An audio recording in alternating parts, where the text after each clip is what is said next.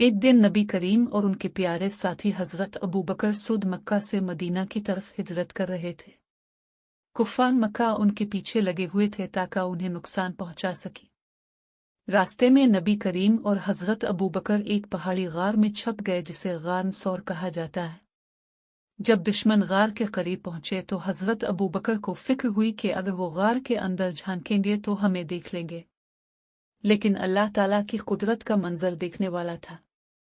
जैसे ही नबी करीम गार में दाखिल हुए, एक छोटी सी मकड़ी आई और गार के मुंह पर जाला बनना शुरू कर दिया। थोड़ी देर में जाला मुकम्मल हो गया। फिर दो कबूतरों ने आकर गार के मुंह पर घोंसला बना लिया। जब दुश्मन गार के पास पहुंचे तो उन्होंने देखा कि जाला बिल्कुल सही हालत में है और कबूतर आराम से बैठे हैं। उन्होंने कहा अगर कोई अंदर गया होता तो ये जाला टूट चुका होता और कबूतर अलिफा गए होते। यूं वो वापस लौट गए और नबी करीम और हजरत अबू बकर अल्लाह के हुक्म से महफूज रहे। ये वाकया हमें सिखाता है कि अल्लाह ताला जब हिफाजत फरमाता है तो छोटी सी मकड़ी भी बड़े दुश्मनों को रोक सकती है। हमें हमेशा अल्लाह पर भरोसा रखना चाहिए।